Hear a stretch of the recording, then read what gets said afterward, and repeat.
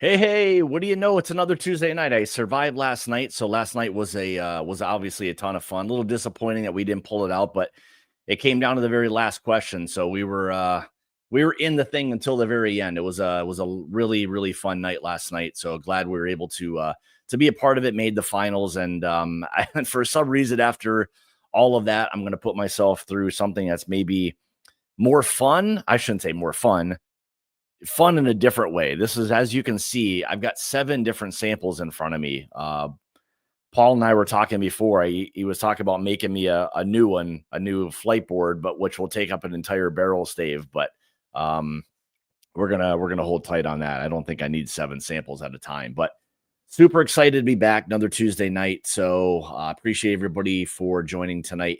And yeah, we'll bring in the reinforcement here in a few minutes. He'll share with you guys, I think, through something that I'm not going to be able to see. I've got keys that he sent me. Obviously, I haven't looked at anything, but should be pretty interesting. But let me say hi to a few people that were in here right away. Top Dog Johnny, good to see you, buddy. Mr. Randall Erickson, good to see you, buddy. It was a really fun battle last night. Roger and I had a really good time. So congrats to you and Jason. So there's the ball buster himself. Brady, good to see you, buddy. What else we got? Oh boy, there we go. Trouble already starting. TR, good to see you, buddy. Kitty in the house, good to see you as always. Who else we got here? There's my partner in crime. I wish we could have pulled it out last night. That was a hell of a battle. I mean, it literally came down to I believe the very last question. They got it right and we missed it, and I gave them enough points to pull it out. And yeah, that's how it goes. So, but let's see what else we got here.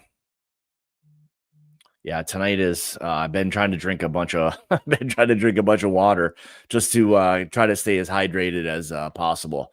Phil, how's it going? Polly P in the house. There he is, not only in chat but in the back room as well. Let's see. We'll get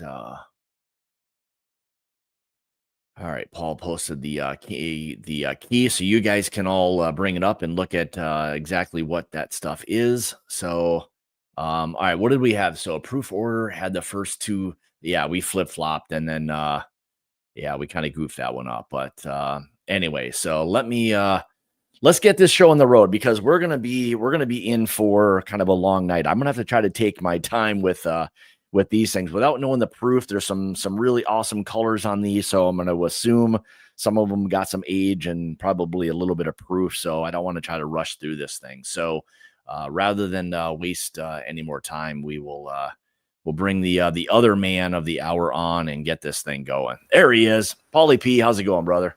Going good, Scotty. Going good. You can go through them as fast as you want. You know. No, we're not hammer them down. We can do that. I'm going to do my best to not make this again Solidarity 2.0. That's for sure. So I'm going to try to go through these, but I guess I'll say, thanks for sending these. I mean, they're a lot of fun to do, and just to kind of be able to practice and do some of these things and really appreciate a lot of good whiskeys for what they are without knowing. I mean, it's obviously the best way to probably taste some things, because you've eliminated any bias, whatever that may be. So, so yeah, I'm excited and nervous all at the same time. So, yeah, the only hints I'll give you initially up front is they're not rums this time. Okay. All right. I think I got everything as far as an identifier to rum without saying it. All the molasses and brown sugar, and I was locked into that. I just could not, for whatever reason. It never was in my mind that you would have sent me a bunch of rums. Yeah, the rum one, it was just more like something just cross whiskey too, but it's all whiskey focused. So I thought it'd be cool to just throw some rums in there for variety. Yep. Yes, he's live in the house. See, it's SVP. If you guys don't know who Scott Van Pelt is, Google him on Google. Yeah, Google him. This is the doppelganger right here, 100%. So that's for I'm missing Sports Center tonight.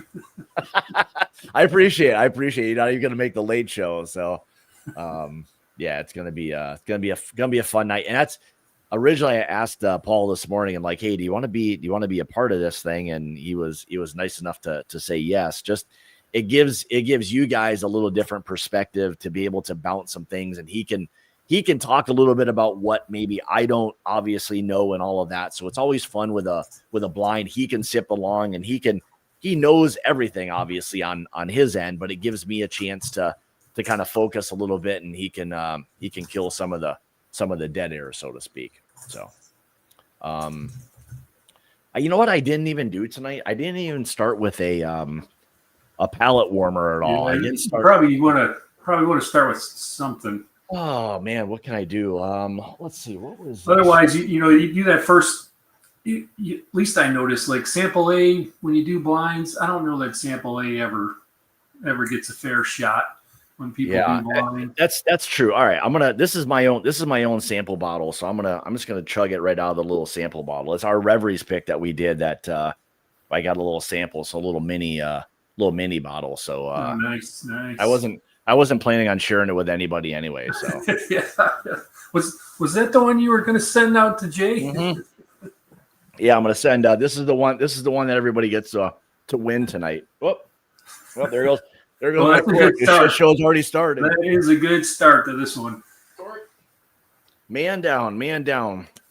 All right, man. That's a lot of. That's more maple than I remember when we did the pick, but a lot of it. This was the 10-year Reveries pick that we did. Actually, we did 3 of them. We did let's see, a 10, 17, and then one of the Provenance that we did. So we're gonna get one of those, which was kind of cool. So now, does Jay share where all those are sourced from, or is that a secret? He told us. I don't know if I should say anything. Yeah, and I wasn't sure if it was a. I mean, you probably can figure things out a little bit, but I remember watching an interview with him. He sources from a handful of different places. It sounded like, but I didn't. Yeah, there were a few.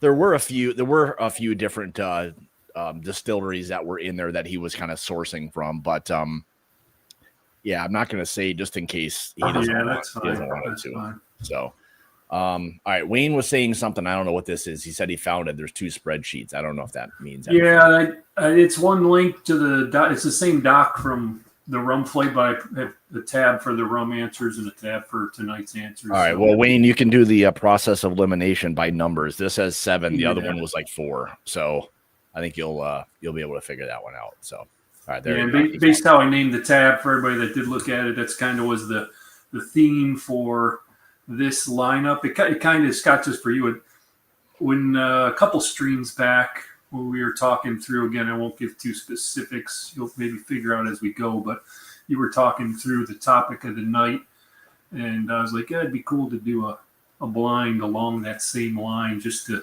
see, now you not knowing what you're going to taste, how you would kind of rate these and rank these. Well, even though I did that blind or that live, I can barely remember what I did yesterday. So remembering what exactly happened in that live stream or whatever particular one it was, it's still as though I never even did anything. So this is still as blind as it's gonna get. So and same like the rum one. I mean, as much as you want to get into it, if you want to try, I can keep score for you if you want to go down that path. But whatever you wanted to do. So I mean, I know you had sent me kind of the little key, like the little introductory, and basically Cliff Notes version was just kind of, rank them. I'm going to try to take some notes just so I have an idea of like order and everything that I want to put everything in.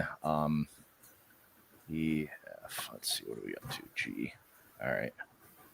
So then that way I have a little idea. The basics then, like go through them, nose them, and do a cursory guess on maybe proof guess off the nose and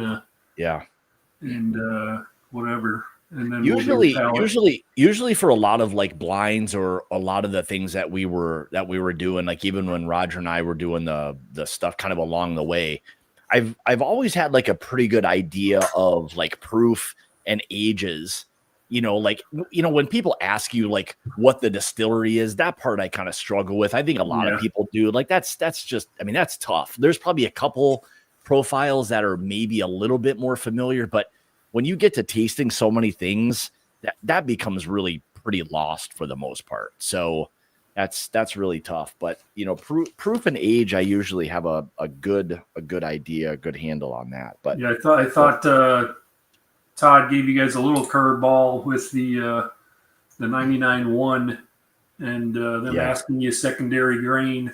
You wouldn't think it's barley.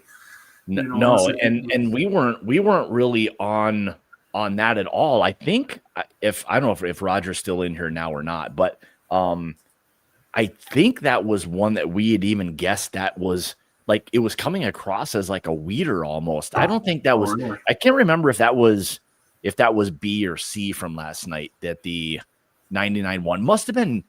It must have been 2 because I thought 3 was the Wilderness Trail. I thought, but I could be wrong. So, but yeah, it was either 1 or 2 or B and C. That was the 99-1, but it wasn't.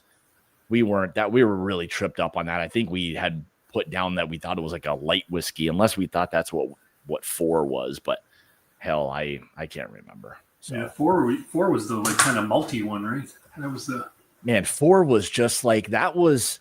I mean that even though that was the pick that we did years ago, admittedly that is a profile that like now. Honestly, I don't even know if I could or would want to like be, I don't want to say not be a part of it, but that's so far out of like what I enjoy with whiskey that I couldn't even really give anybody a fair, I think, I don't want to say comparison, but like an honest opinion of like what I'm tasting that would be worthy of that. And it was funky and smoky and had just this crazy profile. And I'm sure there's some people that absolutely love that. It's not, it is admittedly is not my thing. So, I mean, it was one of the brands that we probably went back and said, we really don't have any intention on doing anything with like Old Elk again. Cause it's always weird, there's some weirdness that it always has. Yeah. I've had a couple of, weeded bourbons that were picks that were pretty solid. Although now when I've gone back to them, they drink so sweet now.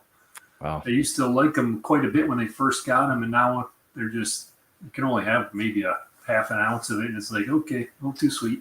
Yeah, it can be a little bit much. So, all right, what do you say we kind of tackle this thing? We'll get into it. Good. Cheers, buddy. See what we got. Thanks, buddy. Appreciate you sending me this. All right. Travis, I love my Woodford. I'm sophisticated. And it became my Woodford. All right, nose is nice. Kind of there's kind of a brightness. I don't know, like one's always hard. So you're kind of setting everything up a little bit. So to me, it has this. I don't know, like it's coming across as like a little bit of like a cinnamon apple to me right now, but. Give me a little almost floral. Man, I don't even know like yeah, there's maybe like a little bit of like that, and I'm almost also picking up this like almost a like an herbal characteristic, like I don't know if that's like a rye grain that's kind of kicking off that kind of fruity or rye or what that is, but almost a little bit of like a root beery kind of nose, but let me taste it and see what A is all about. Cheers, everybody! Thanks for hanging out tonight. Appreciate it.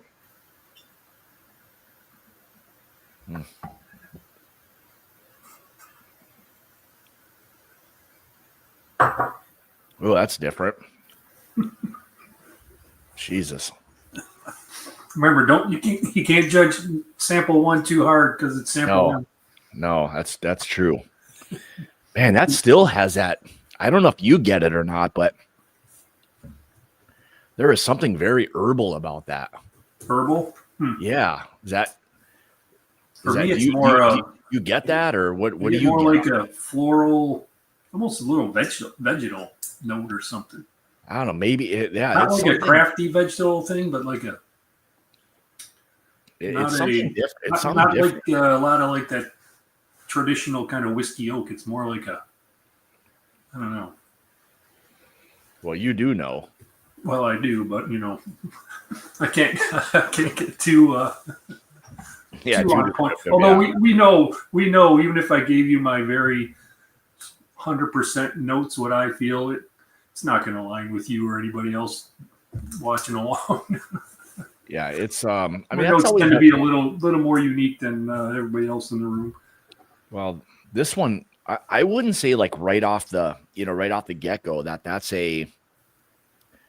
an overly like familiar like flavor profile to me like yet. Now again, I don't want to get, like you said, I don't want to get too deep on yet, because it's still kind of fresh, but yeah, there's a little bit of that. I don't know if it's like it's almost coming across as like what a high rye would give you. I think it's something from like the rye content that's in it. I don't know if I'm like What way off. are you thinking? First pass of proof on it. Man, I don't think it's like overly high. Like it feels like it's maybe in the low 100s. Like I may have one more sip. Probably gonna be drunk off one.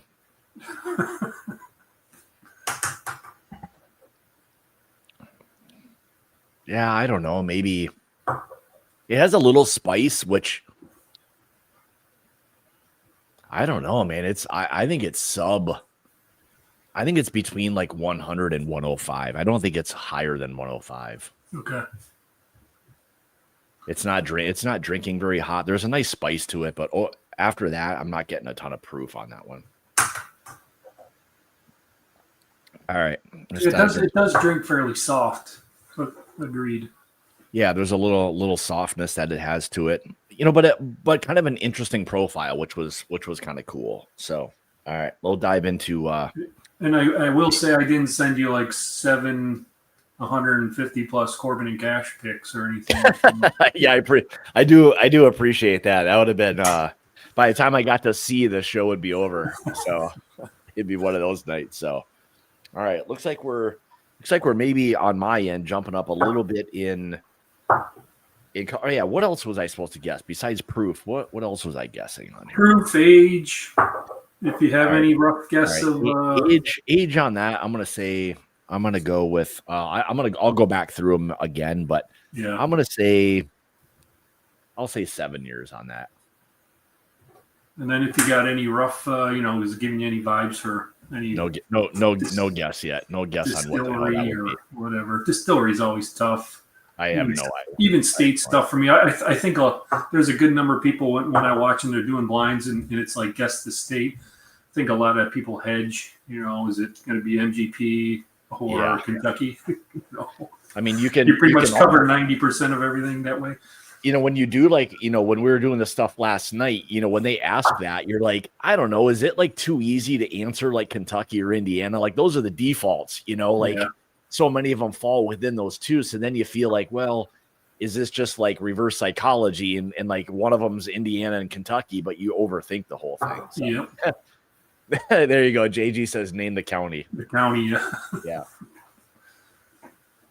All right, so this is starting to smell a little bit more, I don't want to say normal, but a little bit more kind of classic or tried and true.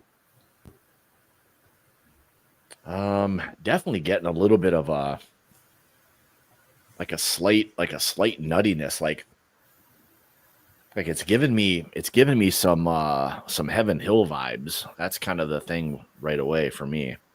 Interesting. It's funny for Heaven Hill, like we were at the Blitz and did the samples there over at Heaven Hill. I don't get it. I wasn't getting a lot of nuts. Like ECBPs and Larcenies. I don't get a lot of nuttiness on those. Nutty was always Beam to me. Oh, was it? Okay. And maybe like sometimes that's the case. Like I think Beam will definitely be more of a peanut shell, and oftentimes I think Heaven Hill people will say nuttiness, but I think that kind of falls more into that kind of peanut buttery, more of that kind of more of that than it is that sharp dry peanut shell kind of thing. Beam can be very much that. Yeah, after A, this one comes off like sweet on the nose to me. Yeah, it's definitely sweeter. It has definitely more like kind of like a fruit or like a little bit of a baker's chocolate feel to it. Definitely picking up some of that. There's a barrel influence on this thing too. Actually, the more I smell it, there's a slight I don't want to say craftiness to it, but there's something there that's giving me this like odd feel that it's something that like maybe you threw in some like Old Glory or something right here or whatever it may be. Like this feels there's that little bit of a difference that doesn't feel like it's. And yeah, I'm definitely getting that like corn grain. I don't think it's overly aged, but I think maybe this is like from a short, like a smaller barrel or something, but I don't know. Let's give this one a try. Actually, the nose keeps getting better. It's pretty darn oily, which I like. That's kind of nice. So. All right. So you threw that out there. I always is a head scratcher when people talk about that because I drink wine from time to time. With my wife loves wine, but you always from wine it was you got the legs in the glass was the sugars. Is the legs on the Glen with whiskey a thing for real? For sure. Like I mean, I'm looking at it like right now. I mean, it's running pretty oily, like straight down from that line where I kind of swirled it to the top. It actually has really nice. Like oil. What's that represent then? Because it's not like there's sugars in there that's clinging to the glass. I think when you start, well, I mean, there's all the oils like those fatty acids and stuff that still remain in this, especially if it's non-chill filtered. I mean that's not being chilled out basically. So you're allowing all those fatty acids to stay there. Be more like maybe lead towards mouthfeel, that sort of stuff if it's. Right. Yeah. I think all of that stuff helps. So I think when they're non-chill filtering these whiskeys, it's the same analogy for wines. When you get those like thick, rich wines that are like mouth coating, it's the same type of thing with these whiskeys. So, this was always wine. It was residual sugars, which is a thing for wine, was what's clinging to the glass. Well, think about with whiskey, like with all the corn that's broken down and the starches and all that, like how much sugars there are that are being converted into alcohol. So you have a very similar base that's creating the alcohol in probably both wine. I don't know, maybe any spirit. I mean, there has to be some sugars to be converted into alcohol basically. So come on, I thought whiskey was the safe diabetic drink because there's no sugar. It's all distilled out. I don't know how that all goes, but I think a doctor approved that whiskey was like, I don't know, like was like better than a banana or something. I'll take that. I kind of like that doctor though. Supposed to keep keep you lubricated or keep things flowing or something. It does something. Man, I do like that. I feel like you're getting a little bit more. There's something different about that. And the more I drink it, there's this slight, I don't want to say crafty, but this slight like mineral note. Like, I don't know. I'm gonna, in proof wise, I'm gonna say feels like right in that same kind of proof range that I don't know, maybe I'll say 105 on that.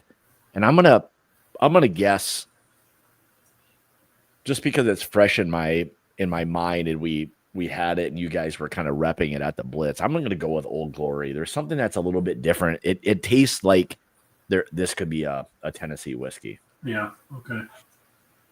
What about age? Get any age feel for it? This not so old. Yeah. I don't know. I like the oak and everything that was on there. I don't feel like it's a young whiskey. I think you're probably again anywhere in that I don't know, that 6 to 8 year range. It felt like that. Okay. You know, it was kind of. Did you like it? The only thing that would trick you with this is if it's from a smaller distillery that would maybe try to age something in a smaller barrel and trick you with the oak, you know, versus aging process. You know, there could be that, but I wasn't getting like a lot of this weird sharpness that sometimes you get on those ones that are like really kind of trying to age quickly. So yeah, like Roger says, that's 100% true. It's better than a banana. Yeah. I like bananas, but I like whiskey more than bananas. So I think there's a T-shirt there in the making, Roger. that's probably not too bad. Yeah, it's better than a banana. Roger, I might steal that, man. I might steal that. It could be like, it could say my whiskey's better than your banana. I like that. I'm gonna write that down because I think that might be good. Don't anybody else steal that, okay? All right, let's move on to letter C. Yeah, I liked B. I think actually I liked B better than I did A so far. Yeah. It's funny, I went back and smelled A after doing that with B, and they're very different. I'll say that. To go back from like, you know, B to A. Actually, I didn't even go back. Oh yeah, it's very different. Boy, it's very like, it got very minty. Yeah, there's something that's very bright about A. Mm-hmm. I don't know what the hell A is. I got to remind myself what C was here. Really nice color on C. So far, this has the best color. Yeah, this is getting into that nose where you get that kind of deep, that richness, that really bold, kind of heavy profile. You know, I don't want to say a lot of oak. When I say oak, I think oftentimes people like want to think that either I or somebody else are trying to identify like more of a tannic oak. And I guess when I say more oak, I kind of usually mean like a sweeter, richer oak than I do anything that's like tannic, which is something I really enjoy with a whiskey, when you get a really nice kind of sweet, rich oak that's there. Yeah, same sweet oak flavor is a note I look for. Yeah, like some tannic note is okay as long as it's doesn't turn into being like overly drying. Yeah. Exactly. Yeah, you are getting that really. I mean, I think this is a very like kind of tried and true. Like, I mean, if there's anything that's coming across as like a little bit of that ECBP feel, it's this, like that kind. This has that kind of profile to it. We'll know when I taste it. We'll see if this is a big proofy one here.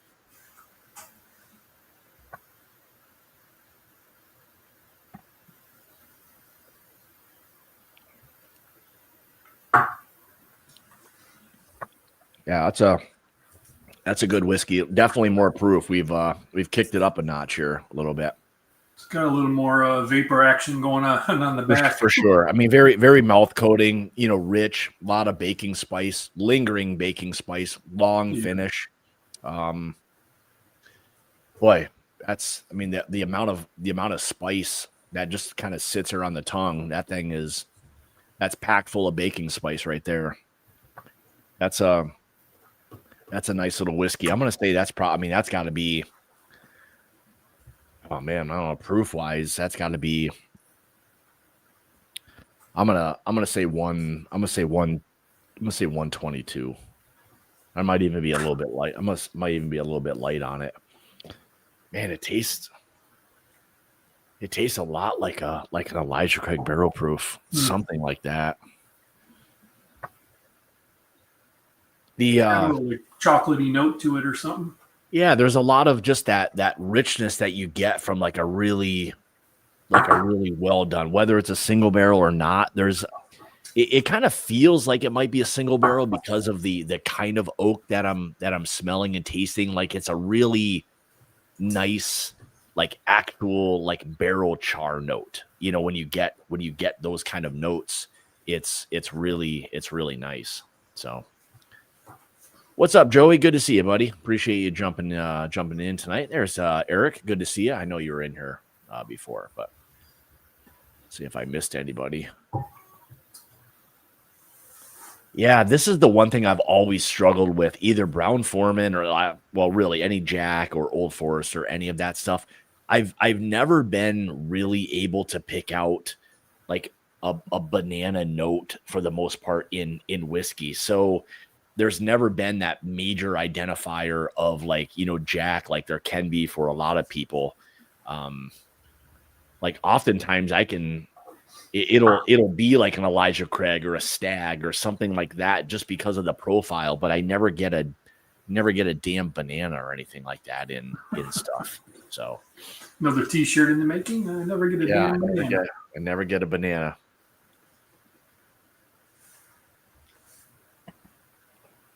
So that one you like, I gather. Yeah, I do like that. There's a little bit of that Coca-Cola effect to it. Mm-hmm. You know, so you could get into that.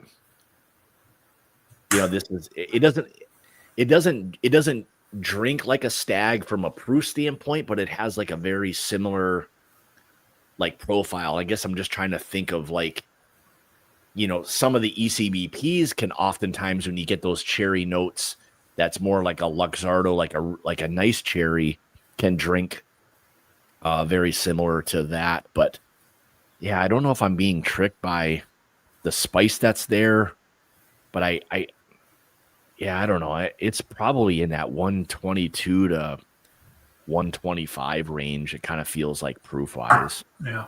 Something like that. I don't know if I'm guessing, like, man. Boy, I really like that. I mean, it's drinking very much like an Elijah Craig barrel proof. Hmm. That's what I'm gonna guess that right now. If we're being specific and we're going with anything like new, it probably feels more like this year's like B525 than anything. Yeah, I haven't tried that one yet. You were saying that one's pretty solid. I think it's the best. I think it's the best by far of the three this year. So, all right. Well, at least now I know I'm not drinking the Elijah Craig barrel proof B525 because you just told me it wasn't that. So now you rained on my parade. No, I said I haven't had it. Oh, you haven't had it. Well, yeah.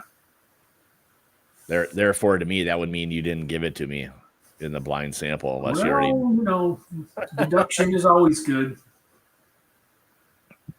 Anyway, it has that kind of profile to it. I don't think it's proofy enough to be like a Stag, but whatever. It's a very nice profile to it. So, all right, let's move on to letter D. Everybody always likes the D. So the D. Yeah, like Kitty said, that artificial banana. That's not something I ever get. I don't know if that's. Yeah, some people they get like they get the Runts banana versus like a actual banana. Okay. Like that artificial banana, like banana candy. Cheers, buddy. Yeah, I know some people have like identified it as like a Laffy Taffy kind of banana, whether that's the artificial or whatever it is. But yeah, I don't know. Like when people get that, nobody ever like expands on that. They just say that, and then nobody ever says whether they like that or not. I don't know if I've ever heard anybody follow it up and say, "Oh yeah, I really like that banana note." Like you never see or hear anybody say anything like that. Whether see, for me, I love that banana note. Oh, you do? Okay. Yeah. How far are you from Jack Daniels? 40 minutes maybe. Oh yeah, you're close. Yeah, not too far at all.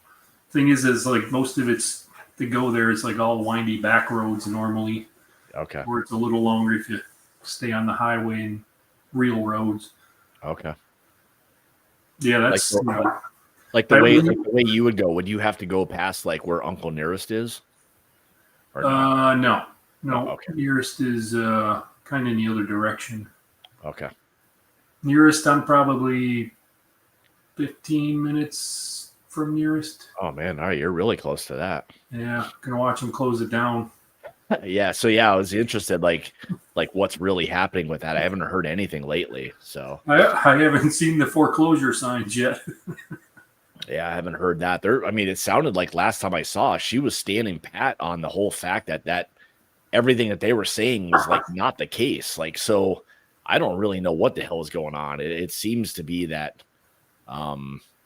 so I mean, someone's telling more truth than the other. That's for sure. Because the bank is like, yeah, you owe us all this. You haven't done this, and then Uncle Nearest is kind of like, that's not the case. You know, that we didn't do this, and I don't even know. So, all right, letter D.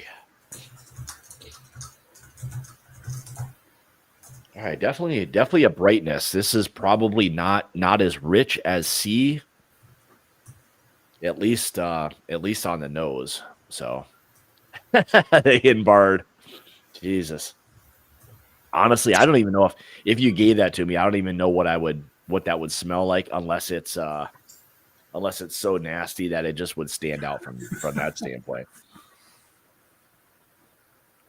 Oh boy, this is a little bit butterscotchy to me. Butterscotch, all right. Yeah, a little butterscotch on this. Kind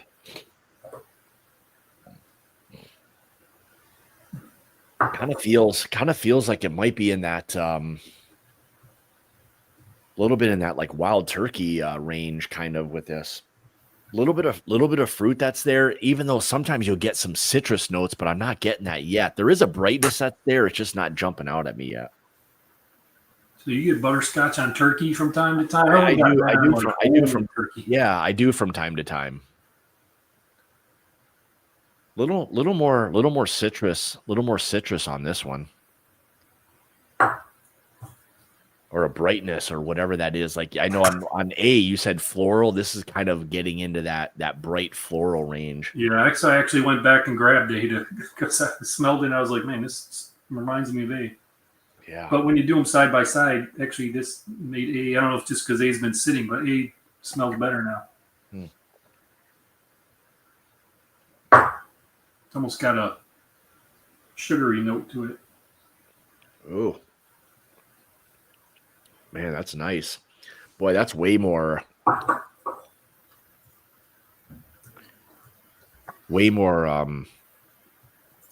like citrus on the palate. I was getting it on the nose, but it really jumps out on the. But this is going to be odd to say, but there's a little bit of like a bubblegum note on this thing to me. Nice spice to it. Proof, I think you're probably in that, I don't know, 115 range or so. Yeah. I do like it. Like I feel like that would be a whiskey that just letting it sit and kind of taking your time with would maybe, like, I don't want to say necessarily improve, but maybe it would change a little bit. But that's a really nice whiskey right there, actually. You said bubblegum, that more like a fruity notes? Yeah, like sometimes you'll just get like that old, some people will maybe identify that as like a confectionery or something, or like a cotton candy. Like so like that flat stick in baseball cards with the white chalk on it? Yeah, I think of it more as like that old, like kind of pink bubble gum. That's what I always think when I taste like a bubble gum note. That one's good. Nice. I really like the barrel notes, like you're really getting that not only sweet oak, but you're getting like where you'd almost smell a whiskey that would just kind of thieved from a barrel. So yeah, more like Rickhouse sort of. Yeah, exactly. If Rickhouse was a flavor, Nice. I get butterscotch on the Werther's Chews. That's really going down on a limb there, Travis. Yeah, he steals my Werther's when he comes visits me at the old folks' home. Wipes out the candy. The Werther's. Yeah. Should give him like the warm ones out of your pocket. I can't get him to take the those sugar-covered jelly ones. Oh. Well, I like D. I really like the that rick house oak that it has on it. Well, we've confirmed yet again, Scott still likes the D. Mm-hmm. I do like the D. What's a confectioner? What do you think? What do you think on age? We didn't do age for C, but we can go back to that too. But what do you think for age on this one? Oh, for D? Yeah. Boy. It's pretty nice. Like, I don't know. I'm gonna say that might be a little bit older. I'm gonna go in that like 8 to 10 year range. All right. That feels like it has some nice age to it because of that oak that's there. You thought C was B525. What's the age on that these days? Like 4.5 years? Well, the new one was the youngest age that they have released since they had gone away from it just being, age stated as 12 years. The newest one was 9 years, 1 month. Oh, wow. But it was the highest proof this year at 129. So I get the feeling they probably held it for 2 months just so they could get it over 9 months. Somebody in marketing was like, "Can we sit on that for an extra month so we can call it 9 years?" Maybe. Well, the thing, yeah. I mean, the thing is, there still could be older stuff in there, but that would have been the youngest one. So, whether or not that was what they intended to do, I have no idea. I think they would have really been. It would have been really tough if they would have had to have age stated that even with an 8 on it, even if it was 8 years, 11 months, and 29 days. Like these people would have lost their goddamn minds, Yeah.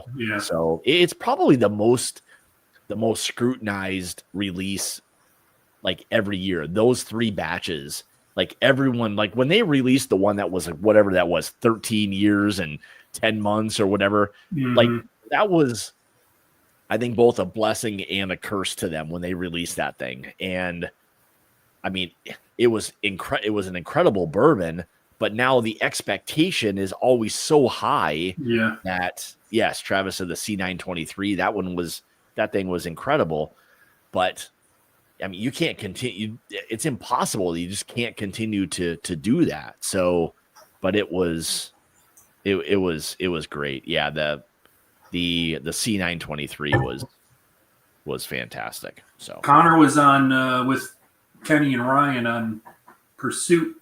I don't know if it was I just have them all on my phone, the podcast to listen to whenever. So I don't know if it was a week ago or a month ago they interviewed him, but they kind of asked him about, the ECBP. Say, do you guys shoot for a profile different for each A, B, and C? And he didn't get, any specifics more than to say they have more or less like targeted areas in the warehouse that are kind of like, these are the Elijah Craig barrels normally. And then they put a whole bunch of barrels in those blends. So they can't really always nail down what it's going to actually end up with when you put all that together. So he kind of alluded to, they don't really, have different blends or palettes they're going after for A versus B versus C. Kind of just the way it works out time and time again. So it was interesting. You'd think there would have to be some structure to it because the amount of barrels that they're having to blend. I mean, I suppose they can probably taste a lot of them. I doubt that they taste all of them. They know probably what that profile is going to be based on like where they come from. So maybe that's what they're doing, but man, there's no way they could be tasting every single one of those barrels that are blended in there, So although if you say that and then you look at some of the stuff Nancy's shared, both on video and just talking in streams, and she's got just piles and piles of sample glasses lined up that she's got to go through one after another, and talks about doing hundreds in a day sort of thing. So maybe they are trying to get through all of them. Well, I wonder. I Oh, can that'd be only crazy. imagine what the. I mean, I can only imagine what the barrel blend is for creating each one of those batches. I mean, it's got to be. I mean, for these, I mean, it does. I mean, it's got to be like in the thousands, right, to create these batches. Wouldn't you think? Yeah. I It's don't know got to what be. the bottle count is on an ECBP release. It's got to I be don't know. thousands Like, I of mean, if you're bottles. blend, I mean, just what whatever their blends are, each A, B, and C batches. I mean, that's got to be. I mean, if nothing else, it's got to be in the high hundreds of barrels that are blended Yeah. to Yeah. create these huge batches. So, Sounded all right. like there was quite a lot of people that contributed to the tasting. I think he even made the comment about, he takes the blend up to the guy in accounting and says, "Hey, this, does this taste good? Yes or no?" So they ask a lot of people, I guess, for their input from the sound of it. Seems like kind of like unfair if like Connor O'Driscoll like walks up to you and hands you a glass, and then he you kind of feel a little pressure to say, yeah, it tastes good, Yeah. but Hey, it's Bob in accounting. What do you think it is? Oh, it's terrific. yeah. Never mind, Bob. On your way out, leave your key card at the desk. Exactly. All right, let's see. So, all right, so letter E. So D, I said maybe 8 to 10 years, 115 proof. I don't know.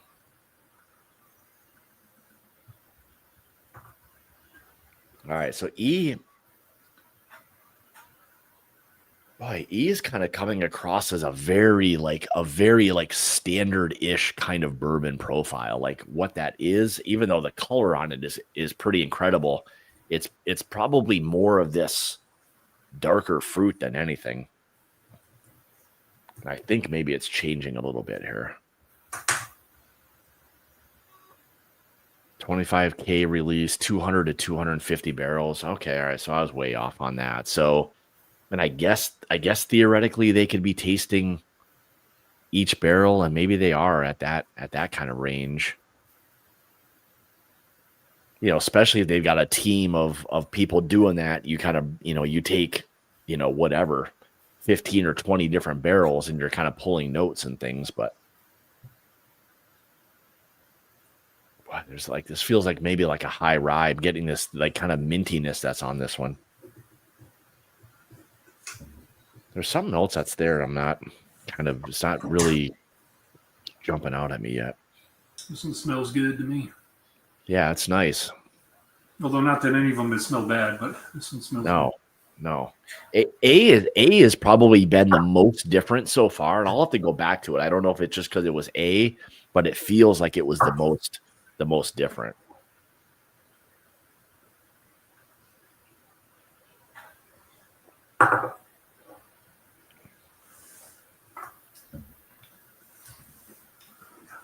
Ooh, that's another good one.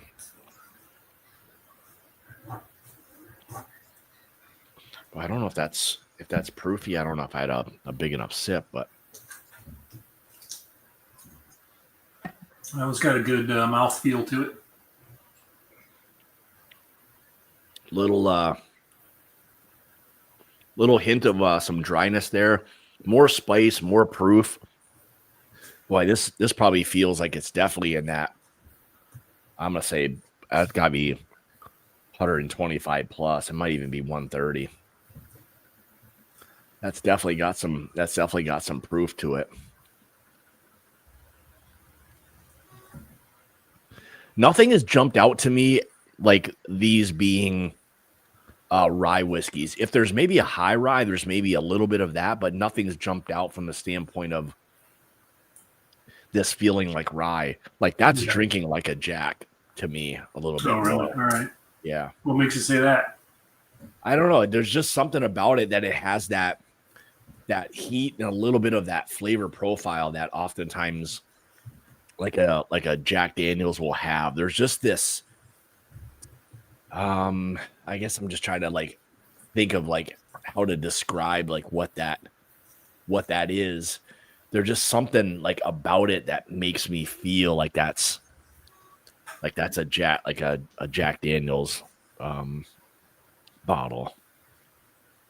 I mean, obviously, I'm not getting any damn banana bread. Folks waiting for the banana. You're saying Jack, but you did say earlier you don't get bananas. So it's not that. It's just there's this richness, there's this texture and richness that Jack has. That sometimes tastes like nothing else you'll have. It's just more like elevated. I don't know how else to like really describe that. I mean, whether it's that, I don't know, but it's drinking like that, because a lot of those higher proof whiskeys, there's more of that you get from Jack that still have a lot of like really great flavors without just being destroyed by proof. That's the one thing I think that Jack has kind of got dialed in. Maybe more so than anybody else, because oftentimes you get a lot of these big, heavy proof whiskeys that just burn like ethanol. And Jack has maybe a little bit of that, but there's always been this extra like just richness that sticks around, that goes beyond just that ethanol burn that it has. Yep, agreed. There's stuff, the barrel proofs, rye and the bourbons are often pretty high proof, like on 127, 130s, and never have I had any of them and thought, like, ooh, that is really hot. It's just like, there's some proof and there's like a little bit of heat, but you're not just destroyed by ethanol. Like that's the thing. Like very quickly, the proof hit kind of goes away, and then all of those really nice, heavy flavors that are there because it's a high proof, Jack. That's sometimes like the signifier. Again, I don't know, but it's drinking very much like one of those picks, because a lot of other bourbons that get into that above 125, 130, even full proof stuff, you get hit like really heavy just with like an ethanol, not that like extra richness that it has. So I don't know. So I'd probably just say like a Jack single barrel, like bourbon or something. Jack single barrel. All right. So age wise is in that. They never age state there. Yeah, they don't really age state anything, but I don't know. I mean, I think a lot of their stuff now, like with their bourbons, I mean, aren't they a lot of the stuff now kind of in that eight year range or something like that? I don't know if some of them are getting like a little bit more. Like we ended up with that. Well, that was a rye, but we ended up with that Coy Hill this year. Yeah, I think that was a rye that we did. I know we did a bourbon and rye, but I was just going to say we can ask the bourbon encyclopedia. I call him Travis. He would have. All right. Well, Travis is saying, "Oh yeah, that rye is 8.9, the bourbon 6.7." So, all right, that kind of makes sense. Yeah.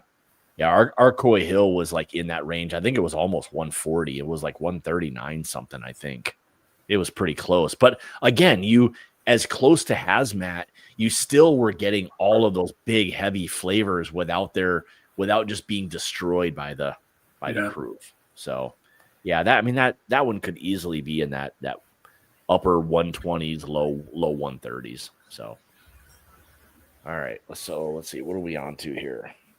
We're on to F. Okay. On to F. All right. You're doing good. All right. Oh boy, there's like, all right, this is going to be weird, but not something I get all the time. But there's a little bit of a grapiness to me on this. There's that like almost like a wine, finish, like a red wine finish or something. Yeah, this one is. It's. I mean, like I would even go as far, I would go as far as saying like there's a finish on this, but it would have to be like something like a cab, or like, I don't know, maybe not as rich as like a Zin or something like that, but boy, there's a grapiness that's on that. And that's not something I get like a ton of, but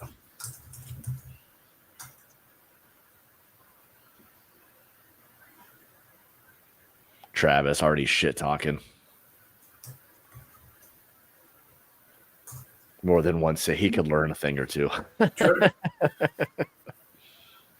Yeah. I know Travis didn't pick up the Zin habit after the Blitz. Jesus, those things, man. Like some of that stuff. Like I don't know how the hell people handle those things, to be honest. He had to go out and hold up the lobby. Holy Jesus. While he was working off that Zin he had. That was funny. Yeah, that'll teach you for being a tough guy. You pop one of those things in, and then all of a sudden the world's spinning like there's no tomorrow. All right.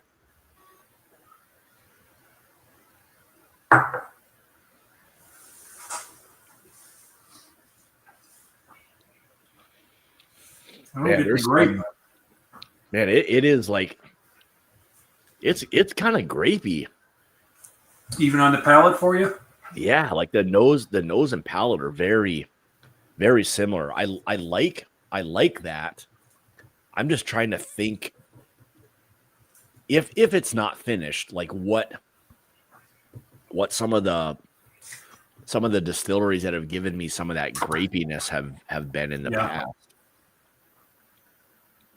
But that's pretty might be a little thinner than the last few on the finish. Yeah, I mean, coming off of like, E, I mean, that was a monster whiskey right there. So but I'll say this, with F, it's holding up even coming off of E. So like that's already a good sign for that whiskey being, like a really nice whiskey. I just don't know what that grapiness is. Yeah, I don't know if it's Smuckers or not. I mean, I don't eat much Smuckers, but there's this. Maybe it would be like a grape jam or preserve or something. Almost like that. Those Pixie sticks. They get the. I don't know. The purple one that was like grape, basically grape. Are you getting it? Are you getting it as well on this? Do you get a little bit? I do get a grape note. With some like sweetness on it, but it's weird. It's all kind of right up front. On the back, it just kind of disappears for me. Yeah, I wouldn't say the finish is definitely not as long as E, but yeah, this has it's a really nice like profile just on its own. Like this feels like it would be, like a really nice just sipping whiskey.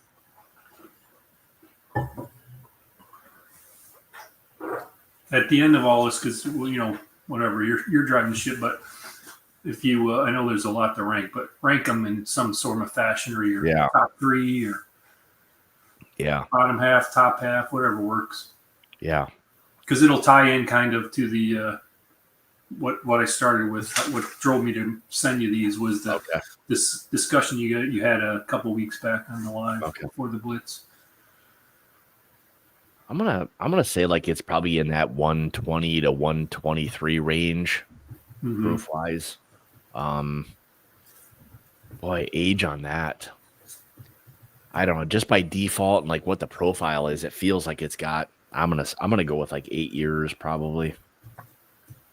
Could actually be even older than that, but yeah. So what do you look for? Like what characteristic would you say in your head says, oh, this is older versus this is middle? To me, like middle of the road is like 6 to 8 years. Oftentimes for me, it like really starts to get down to like that oak feel, like where you start to like where it just changes, like where it changes like in a whiskey where it starts to be more of that like heavier like leather and tobacco. Usually that starts to come in more of that older whiskey. You might get sweet oak notes in stuff that's a little bit like younger, but when you get into some of those like 10 plus, it's hard to get away from that more tannic oak. Like it's more barrel influence, a little bit more of that drying characteristic is usually just when that pops in with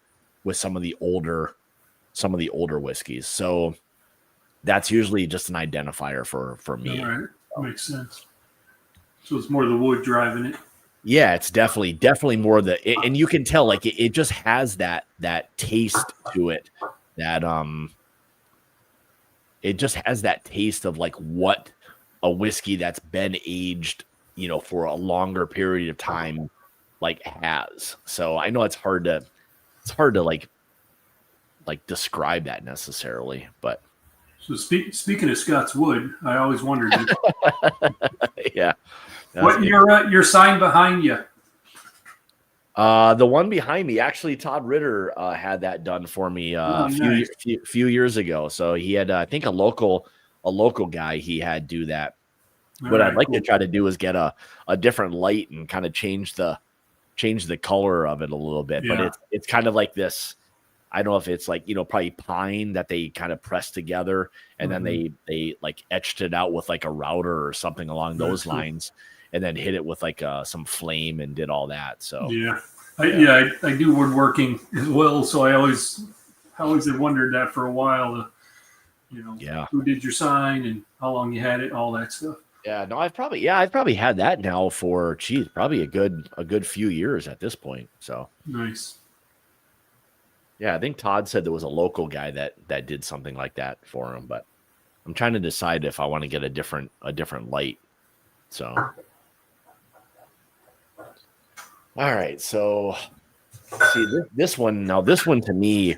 So we're on the last one. So we're on G at this point. You made it to G. I don't know if I've ever been to a G in a blind flight before. To be honest, it might be the first time. So, yeah. See this to me is a little more like ethanol driven. Like this doesn't come across to me as a whiskey that has like a bunch of age to it. They're like, it lacks like a little bit of like development to me. Like it's like coming off of like, E and F, like those are heavier, richer, bigger profiles. Like this one falls a little bit flat and leans a little bit more towards that ethanol, just where the whiskey may not have been in the barrel quite as long. Okay. But it's almost see, now I would say there's a little bit of a dryness just even on the nose with this one, where it kind of feels a little bit beamy kind of on this. I don't know because I haven't tasted it, but there's a little hint of like a dryness. Go back and smell A now. Oh, it's very sweet. Sweet. It got sweet. Yeah, very. That's crazy. Especially smelling G and then A, it's very. Yeah. It's like a lot of like a vanilla cake almost. Yeah. I don't know if it's just the air sitting out or something, but yeah, got a lot sweeter. Yeah, this is different. This is not like overly familiar to me, but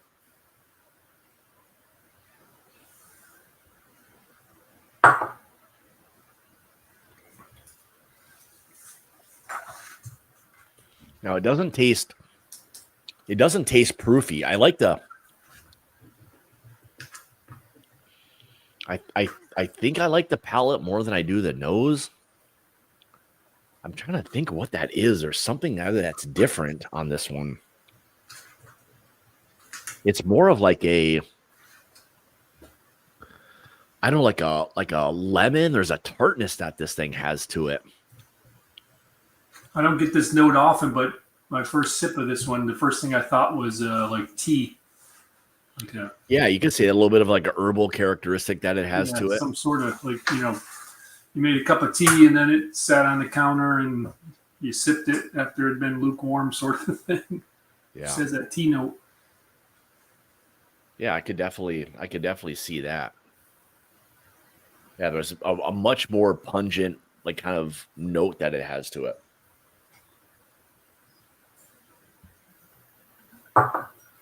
Jay, you're a woodworker too, eh? Nice. Yeah, you don't. I'm not getting a whole lot of anything on this one. Like the proof kind of falls flat. The finish kind of falls flat. I don't know if it's just because we're coming off of like 3 really interesting ones in a row. I don't think so. I think this one's just kind of falling a little bit flat to me in this. It doesn't feel proofy. The finish isn't overly long. This is the opposite of the handicap that A gets being the first of every blind. You get into, what are we, 7 samples in, palate fatigue, whatever going on for the very last one gets the short end of the stick as well, I think. Yeah. Well, I mean, I would say, when you get into like D, E, and F, like maybe even, well, really C, D, E, and F, like when we got into the middle here, this was to me when this thing really started to kind of ramp up. Like A and B, I'll have to go back to B. I don't really remember B as much. Like A was very different. So like at this point, I would probably rank like the bookends on the lower side of things. Yeah. Like proof wise, like with G, like I don't even know. Like maybe it's 100 proof. Like it's not very proofy at all. It's very much in terms of that proof range, very close to like what A is in my mind. How about age? Man, I don't know. I'm gonna say like I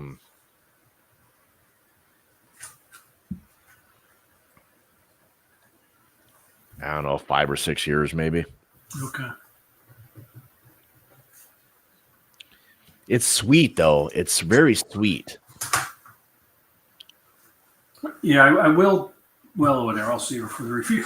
I think that would be enjoyable for like a lot of people who don't want to get destroyed by proof, but appreciate like a sweet whiskey. Like that fits a lot of those categories.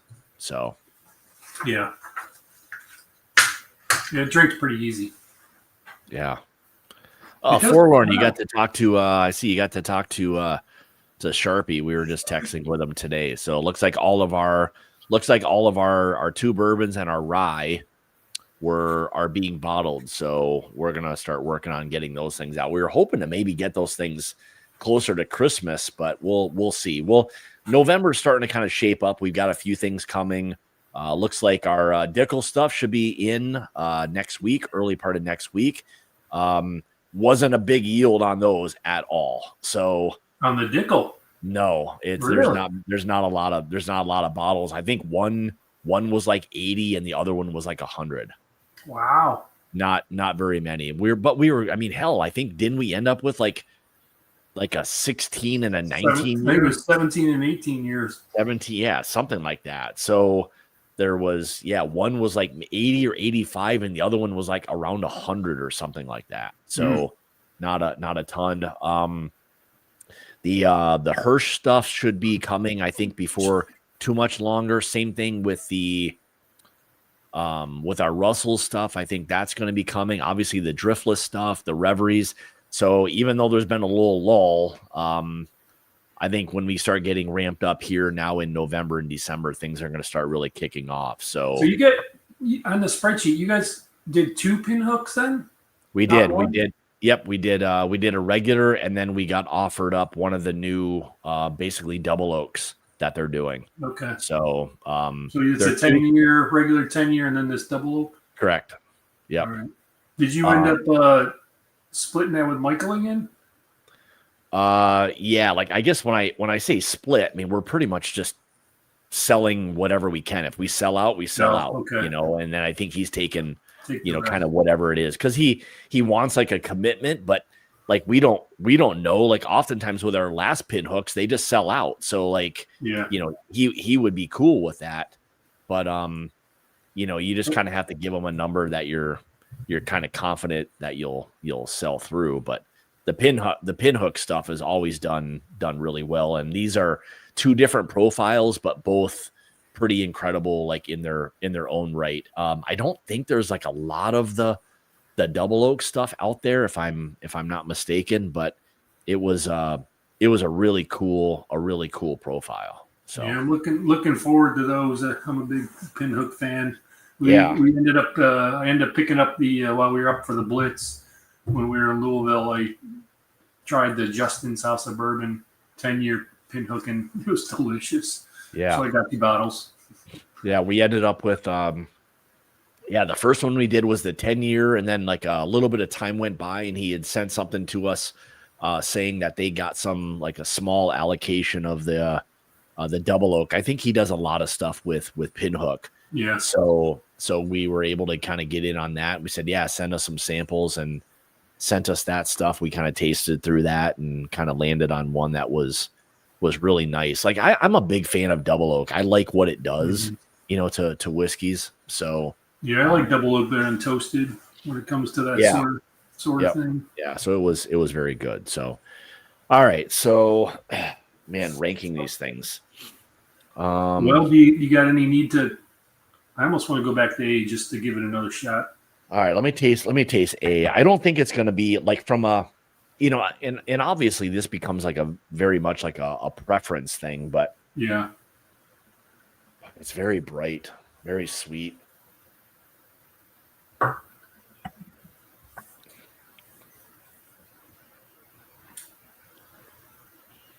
Some of the similar notes, it Citrusy.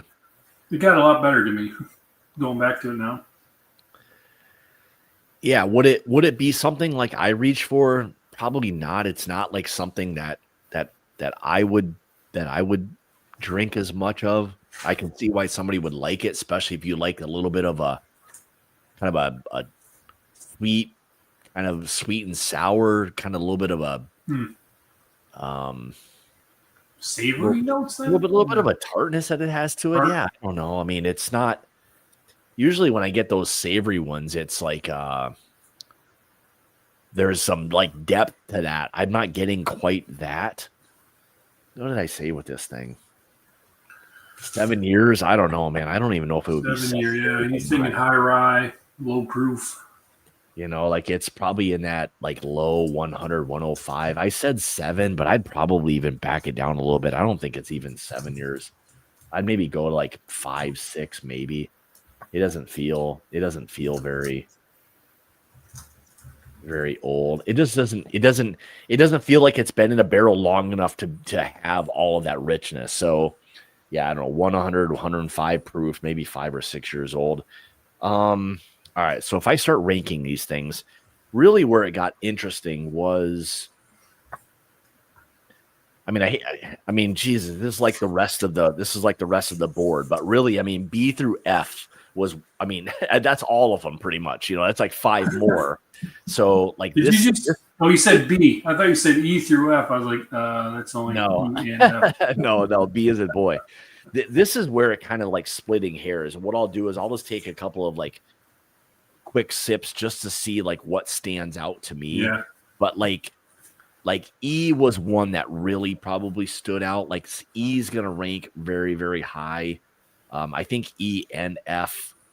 D will probably be very high too. Like D, E, and F. Like when you got into the middle here, Yeah. this was where it started to get into the profiles that I really, really enjoy.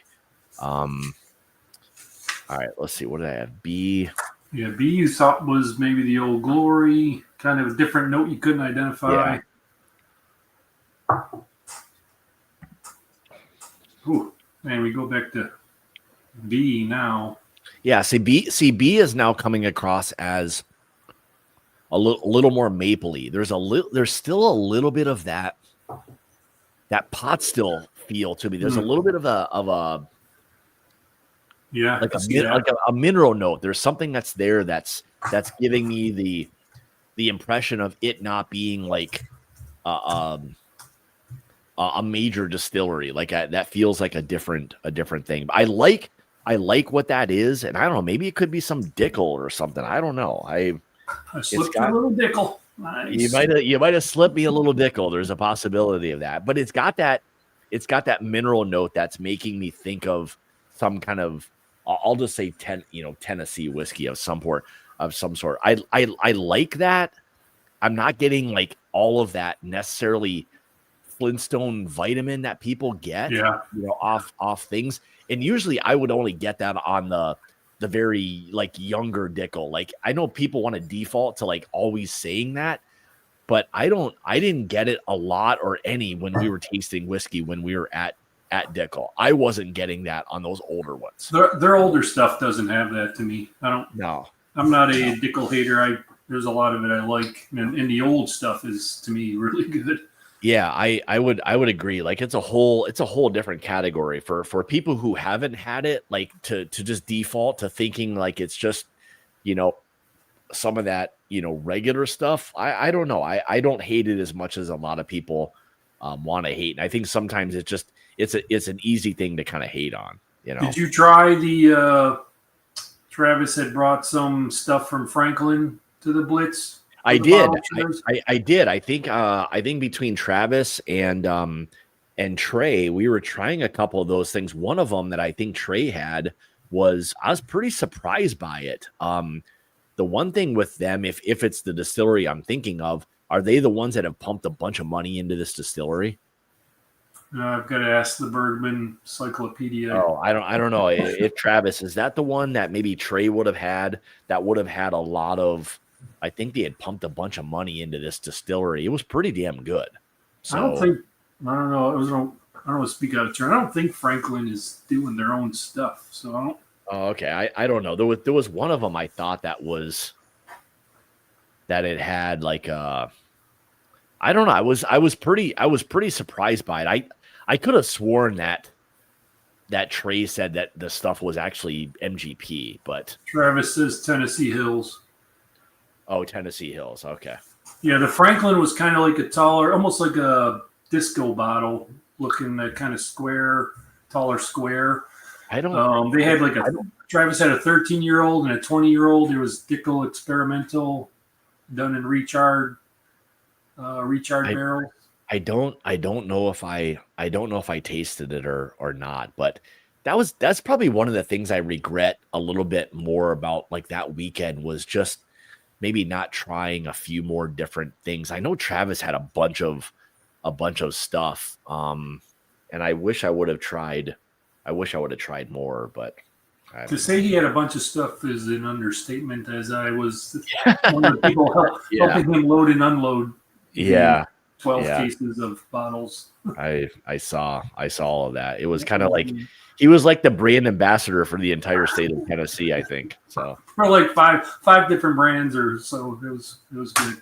Yeah, it wasn't Travis. It wasn't that I didn't want to try. I was just trying to stay somewhat coherent for the most part and not get completely bombed. So that's always the kind of the fine line of like how far down that rabbit hole do you really want to go with things. But all right, let's see. So we were on. So B, I thought was maybe like an Old Glory. I liked it, so I'm gonna keep that like in there. But so you're thinking A and G are your 6 and 7 out of this, from what I gather. Yeah, I'd probably go, and pick an order on that. Boy, I'll tell you what. I'm actually liking B a little bit more now than I did C. I'd probably rank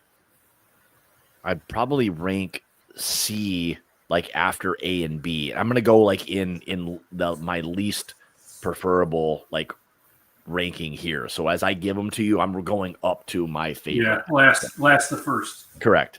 So I'd probably throw C in there and then B.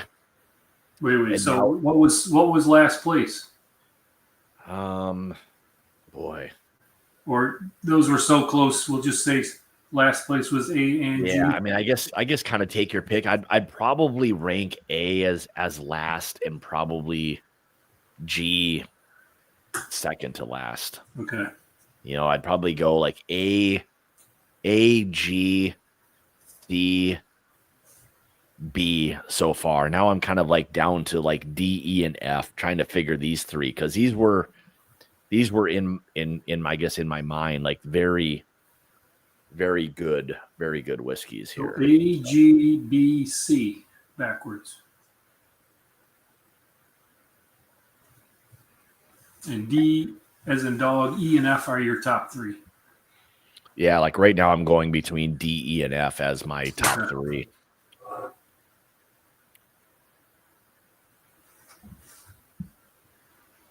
This is one of there's like too many samples for me to remember the order. Yeah, it's a lot. Yeah, it's a lot. I mean, thank God Top Dog was nice enough that at one time I did a blind flight and I had all these numbers and they were all numbered. And I was like, I'm like 4 was number 1, 2. I'm like, I don't even know why in God's earth I did it like that, but in my mind at the time, that was what made sense, and it was like the stupidest thing I could have done. So I need to. I could have started a list of because this is the first time really being online on any of the channels, but so I've been a watcher forever. But my top, Jason always does his top 5. I'd have about a top 10 list of Whiskey 2 pet peeves.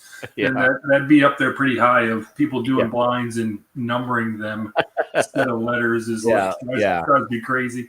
It was pretty bad. So yeah, when I was numbering them like whatever 1 through 5 or 6, and then ranking them in order, and then like 4 was number 1 and 2 was 2. I'm like, oh my God, what an idiot. Yeah, especially after 5, 6, 7 samples. I mean, hell, I can barely get the letters in coordination with the numbers, for crying out loud. So the downside with letters is like B and D, they end up sounding the same when you're listening. Yes. Man, E is still giving me this like freaking grapey. Man, that is different. I don't know what in God's earth that thing is.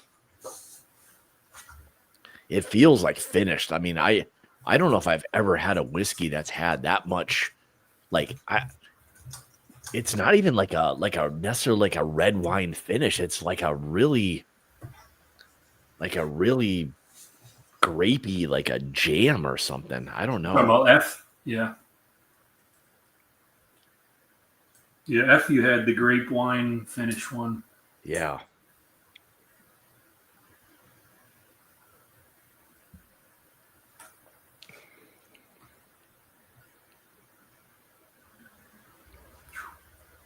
It's got to be the air, because all of these now, when I go back to them on the nose, they all smell, they have a sweet note to them.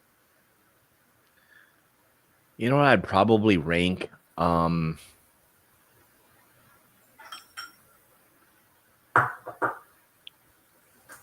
final 3. All right, so I'm down to the final 3, correct? Yeah. D, E, and Delta, Echo, and Foxtrot, I guess. Yeah. I'd probably, man, just because that grapiness is like, I'm trying to like rank that thing in terms of like how, if this would be something I would reach for. And I don't know if it would be, because it's such a predominant note. I like it. I like the texture and everything about it, but I don't know if I would reach for it over D and E. So I'd probably then go next to eliminate F. F, yeah. And then I would probably rank then D and then E as my favorite. E is number 1 and D 2. Okay. Correct. Yeah, I would probably go, yeah.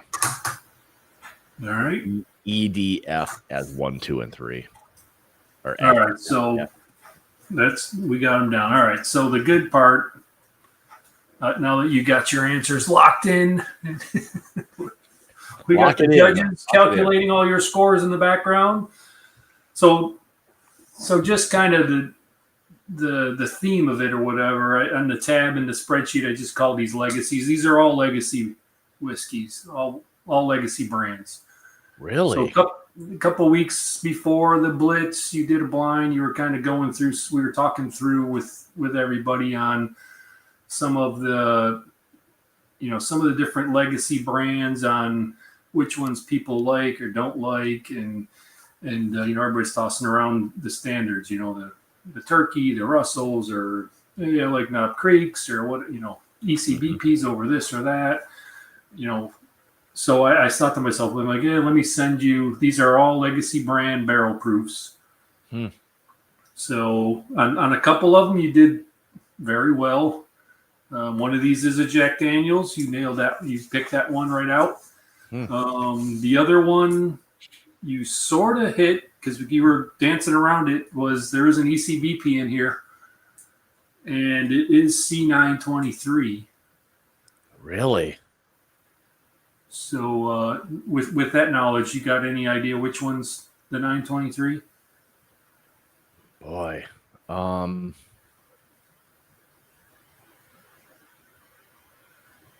I don't know. I'm still gonna say E is the jack. E is the jack. All right.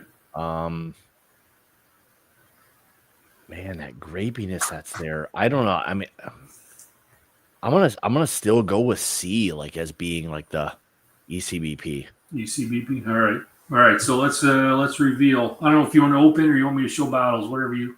Yeah, whatever. Yeah, you can show it. Whatever you want to do. All right. So your last place was A, which that was the kind of weird one for both of us. You were thinking maybe high ride, low proof. Wasn't very familiar. Yeah. Hopefully that we'll see how the camera does. Is that a Four Roses? Four Roses. Yep. Single barrel pick of Four Roses. This is OBSO. Really? It is actually 116.8 proof. Wow. And I want to say this was a 10-year, 4-month. Yeah, that thing was you were a little off on the proof on this one. Man, that was just not. I mean, I was off on like age and proof. Age, like, yeah, yep. You thought this was like around 100, 105.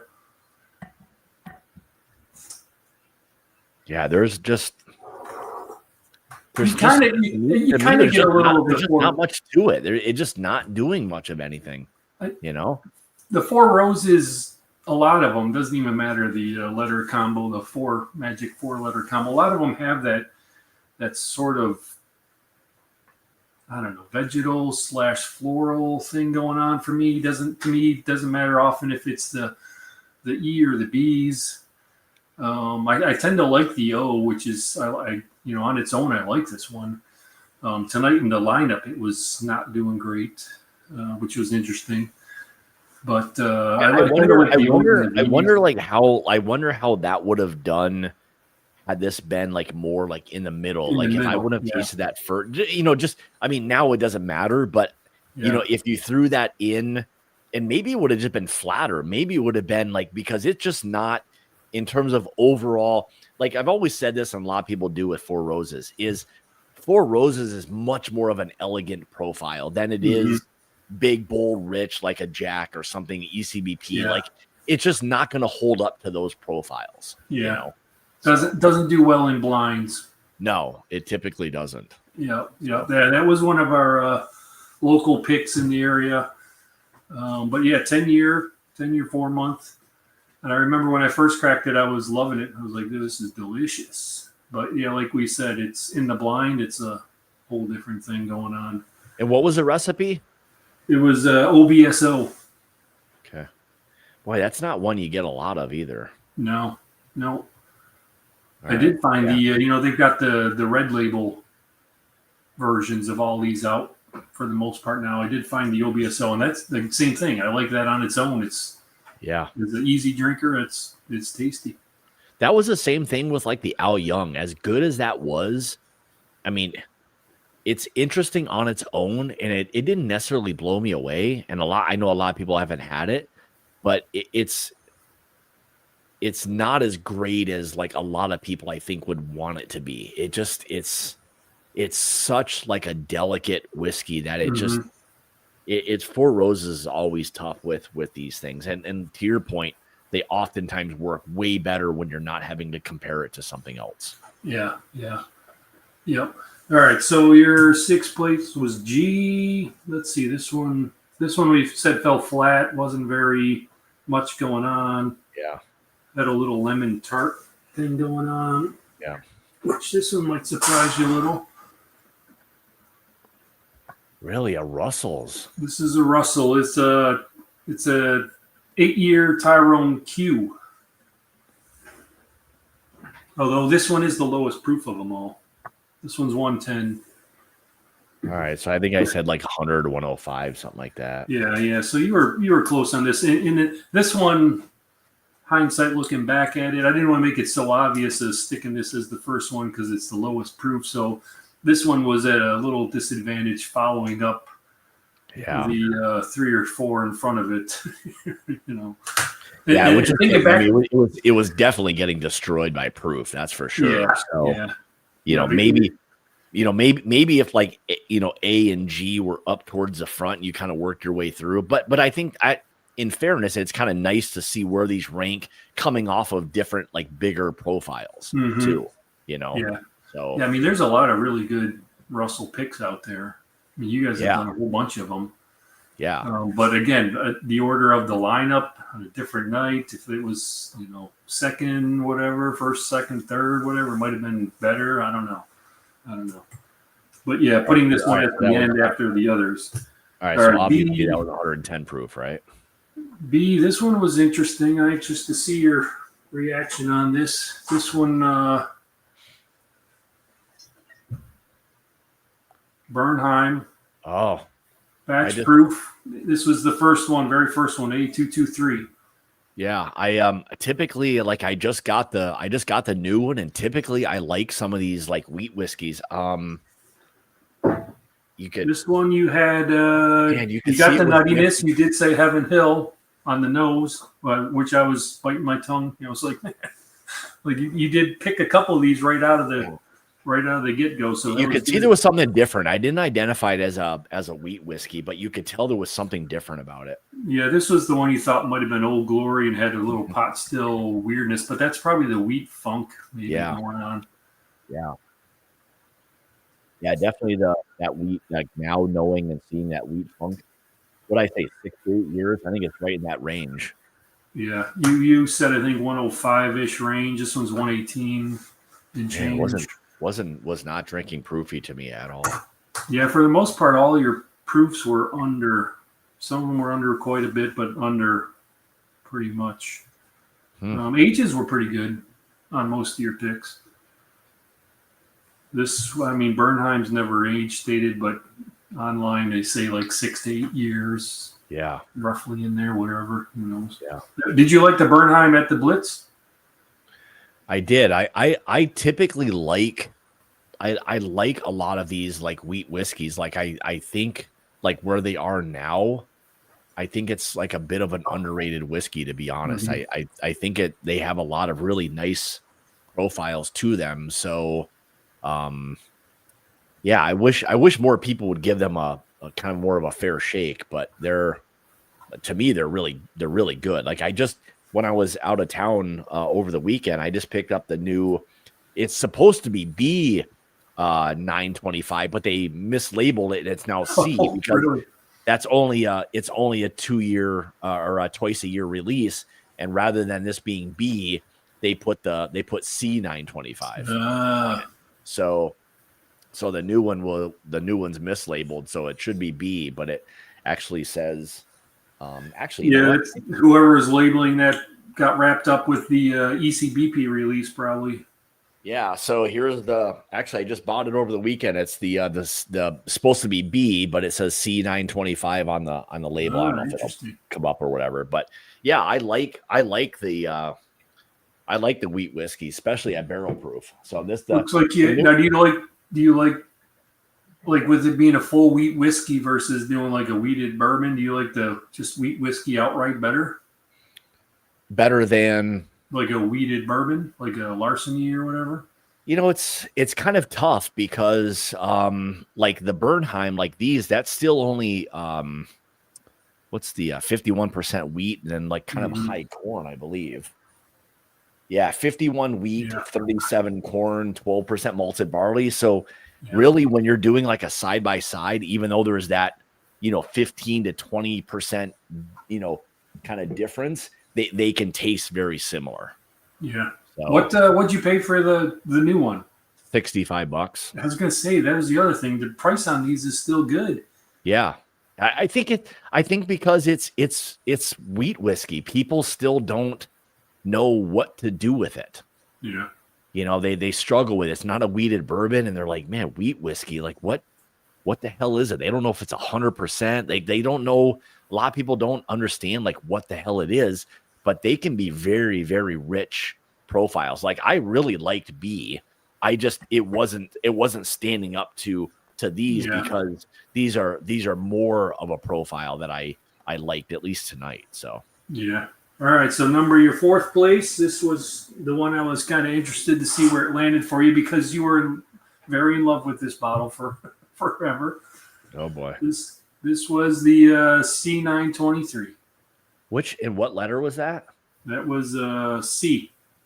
Oh man, see, I was. You were like right on it. You thought it was B525. So I mean, hats off to B525, I guess. If it's Well, I said, like, even when I did the review, I said I said this is probably the closest profile to the C923 as they've had since then. And I wasn't trying to necessarily compare them, but it was that richness factor that it had to it. It had very much of that profile and it's oftentimes what I use like as my benchmark for when we do a lot of single barrel selection, because I know that profile kind of, you know. Mm-hmm. So yeah, you said 122, 125, 133. This is a 13-year, which this was the one you didn't pick an age, but it wasn't drinking nearly as hot as that was. So nowhere near 133. Why is JG revoking my ECBP card? Like, didn't I kind of nail that one? He did call ECBP. I think I should get like a gold, just because I didn't get the batch number right. I think I should get like a gold star or something like that. Jesus, this guy's a tough freaking critic right here. What the hell, man? Yeah, if you were in Dusty Dan competition land on some of these, you were hitting them pretty good. Some were off a little, but too bad you almost nailed the ECBP. Jeez, I kind of shit the bed last night. You initially came up with Heaven Hill on the Bernheim, although then you changed it to Old Glory, so that was a little shift. But it was a little bit of that mineral note, and I think that was because of that wheat funk that was giving me that kind of weirdness effect to it. So, yeah. All right, so your third place was F, which was your grapey one, which shouldn't surprise you too bad. Stag, man, this that was the batch 23. That's the Buffalo. All right, that's that Buffalo Trace frickin' grapiness that you get once in a while. When you said grape, I was waiting for it to come right out of Buffalo Trace. You know what? The thing is, I don't drink a lot of Buffalo Trace, and I was trying to think of like what that grapey like profile comes from, but I don't drink a lot, really much of any Buffalo Trace, and I could not think of like what that was. So yeah, that's what was that D? That was no, that was F. That was F. F was the grapey one. Oh, great. Yeah, as soon as your first note was, this is very grapey, and all I ever hear repeatedly about Buffalo Trace is everybody gets grape out of it, and I was waiting for you to just follow it up with, this has got to be Buffalo Trace. Yeah, they're just I don't drink really any Buffalo Trace. Like I can't even think of really what I even go to, but man, that thing was very grapey. There's no doubt about that. So what batch was that? 23C. 23C. Okay. Thanks for my good buddy Travis for hooking me up with that one. And what did I say? 123 proof? What's the actual proof on it? You said 120, 123. It is 125.9. Okay. All right. So pretty that close. Wasn't too bad. No, pretty close. Okay. Yeah, I don't. We like never see stags really around here, and if they are, they're at freaking stores at $200, $250 for them. It's crazy. No, Travis, I'm not bougie AF. That's for sure. Yeah, I don't see any. I was gonna say I don't see any BTAC behind them there, Travis. No. I do. Actually, I do have some over here. I do have a. That's a 2017 stag right there. Oh, what kind of whiskey tube channel you running here? You got your BTAC hiding in the back? I know you can't see that right here. I see the E.H. Taylor. Is that E.H. Taylor rye? I'm not trying to like flex or do any of that shit. That's not with the 24 gates and the. What about this one? Anybody have this one? Old Carters. Oh yeah. No flex in there. No flexing going on. I'm not trying to.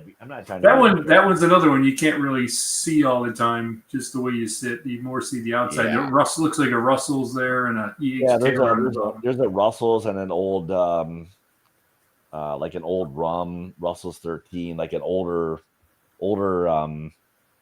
E.H. Taylor Barrel Proof. I think that's from like 2016 or something like that.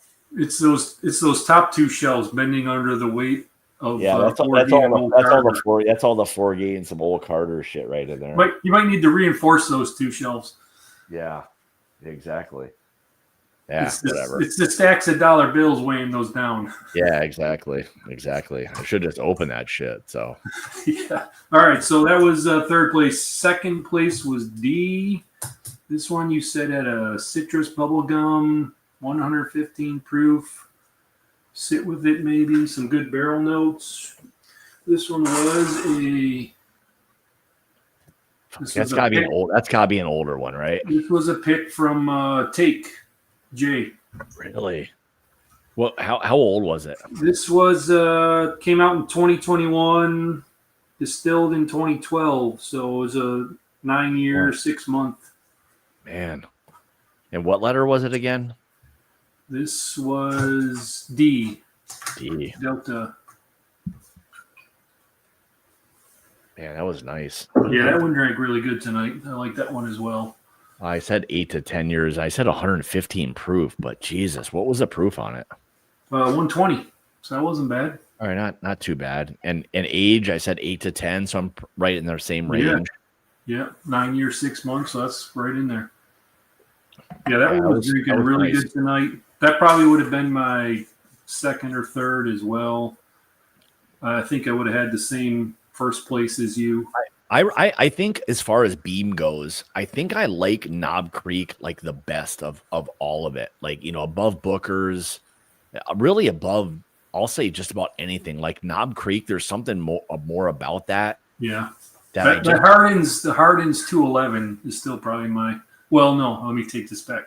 Thanks to Top Dog and Renee and their generosity, I got to try the Booker's Rye, so that's Oh yeah, I would say like of anything that's not like elite like that. Yeah, I got to try the Booker's Rye like years and years ago, and that was like incredible. I've got like a cool story about it, but that's for another time. But yeah, that was pretty fantastic. But overall, in terms of just like everyday things, man, the Knob Creek lineup, like, man, it's just so good. Knob Creek 12 is still probably one of my top just daily sippers type thing, because you can still find them around here relatively cheap. All right, so first place. Did you try the 21 at all? Nope, have not tried that yet. I think either. Travis may have seen it around here, but I don't know if retail, I'd probably pick it up. But again, around here, everybody wants twice the price for it. Yeah, when I was on vacation, like the store where we were at, they had like a whole case of it that came in. So there was I don't know, I thought it was like $240 or $250, but well, that's good.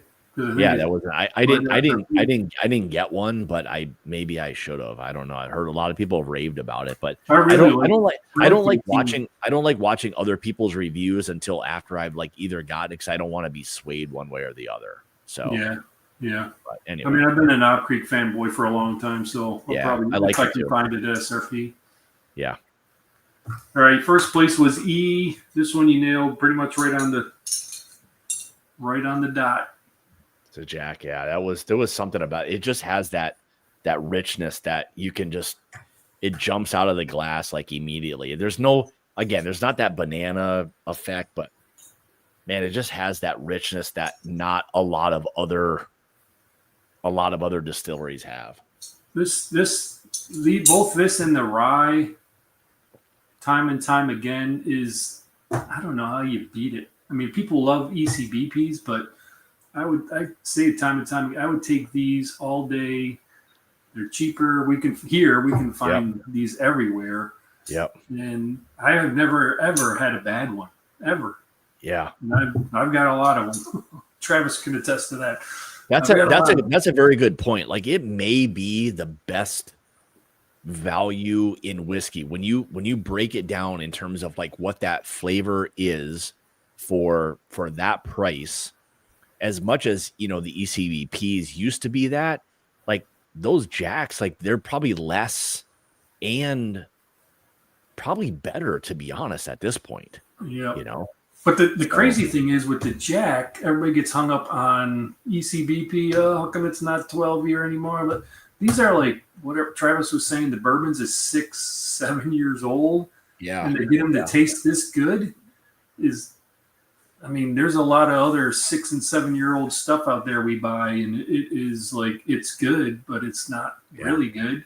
I don't know what, like, that's a very interesting point, because like when you think about that and like how everyone raves and, you know, kind of pisses and moans about the age statement of the ECBP, you don't get that with Jack. I mean, first of all, it's not age stated, so you don't know. But even if that is the case, and it's 6 or 7 for the bourbon and 8 or 9 for the rye, that's still younger than what the ECBPs are. And people are like, we don't want that young shit. Yep. You know, like, oh, it's getting younger, it's getting worse. Well, you know, Elijah Craig's stuff, their youngest shit is older than what Jack's stuff is, you know. So I don't know. Like, there's just those different profiles that are very interesting with those things. But man, Jack is, it may be the best value in all of whiskey at this point. Yep, I would argue that all the time. This one, just for the record, was 131.5. So this one, what'd you put? You said 125, 130, so you were close. You were in there. Yeah. But you're right. It's just got so much. It's got like a good, always has a good finish, good viscosity. It's got that kind of dark oak note to it.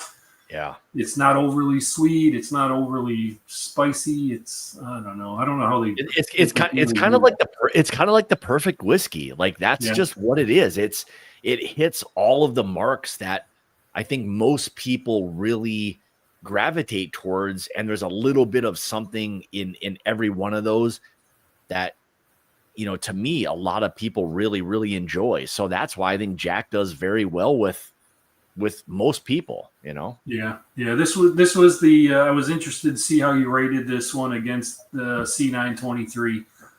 So it was a good test. Yeah, I mean, just putting both of those together, or like kind of head to head. I mean, at the end of the day, I don't even know if it would have been that fair of a fight, to be honest. Yeah. You know, similar proof, 131 versus 133. Yeah. I mean, we both liked the ECBP when we were tasting it, but then when we got the Jack, we were both also like, well, this is a lot more rich and better finish. Yeah. So that thing was, I mean, those were, when you got into like B, C, D, and E, like those were, and like F was very good, but it was like that grapiness that was weird. It was different to me. And again, it probably has to do with the fact of not drinking a lot of Buffalo Trace, but like what the fuck is all that grapiness? Like, where is that coming from? You know? So anyway, but Jay has a good point. JD's not overly complex, but it's always got good flavor. Man, I don't know. Like, I mean, when you say not complex, like, I don't know. Like, for me, like, when I think of complexity, I think it has the most of that. So again, maybe this is an interpretation of like what complexity is. I don't know, like, how guys in Iowa actually interpret complexity, but like, I think the rest of the country probably thinks of complexity as something a little bit different. To me, it's rich, complex, all of that. But again, with JG being like in Iowa, like how they do things there, that's a little bit different. So I'll let them slide on this one a little bit. But it's as big, bold, and as rich of a whiskey that I think you're going to find out on the market today. Yeah, agreed. And the ryes are in the same boat. The ryes, I think, even more than the bourbons. Yeah, because they got that rye spice. So it's, some of the bourbons can lean towards very, the sweeter spectrum, but I like that sweet oak like we talked about earlier. Whereas the rye is kind of throwing that little rye spice punch that even amps it up even more.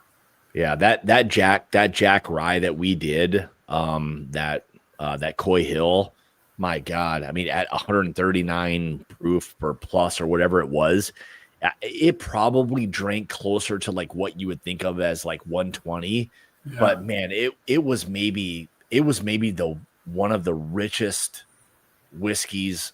I don't know. I'll say like maybe that I've ever had. I mean, that's maybe going out on a limb, but it's pretty damn close. It had so much going on. It was like there was no way that I was going to somehow let that barrel like slide through. Like we were going home with that thing one way or another. Yeah. It was so good. It was pretty easy. Everybody was kind of on the same page with that thing. It was so damn good. So, but yeah, man, what Jack's got going on is absolutely incredible. When you think the Jacks are coming in like early next year?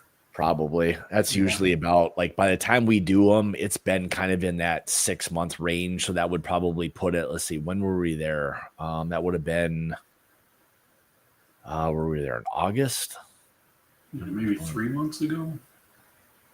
Yeah, so you're probably looking at March-ish, April, something like that. Early part of spring. Okay. Would be my guess, but I wish that would be like something we'd have now because those are perfect like winter whiskeys. Yeah. Yeah. Like they're incredible. They're incredible, winter whiskeys. So, but whatever. So Travis says he's going to sell some plasma. Yeah, I don't know what the going rate for plasma in Tennessee is these days, but yeah, that thing was I don't even know how there can be very many of those bottles. Like at 139 proof, like I mean that shit's got to be evaporating like there's no tomorrow. Like I don't even know. That's what we were saying though. They're relatively young. Yeah, that's true. So I mean, there's but not the rise. I mean, you're 8 to 9 years old, like Travis was saying, at 139 proof. I mean, that shit's got to be going somewhere. Yeah, Yeah. I will say the M&J 1-Up pick that you guys did, Becky did Jackman and 1-Up. That's still one of that might be my top M&J pick you guys have ever done, and one of my most favorite Jack Daniels single barrel picks ever. They're probably some of the funnest that I think we look forward to because you just know you're going to go in there and you're going to come out with like great whiskey. It's one of those things where with a lot of other places, you never know. Like there's a lot of, I don't want to say guessing, but there's some uncertainty. When you go to Jack, at some point you're going to get really good whiskey. Yep. And some of the others, you don't know. I really wish we could do a Knob Creek pick. It's one that we've not done yet.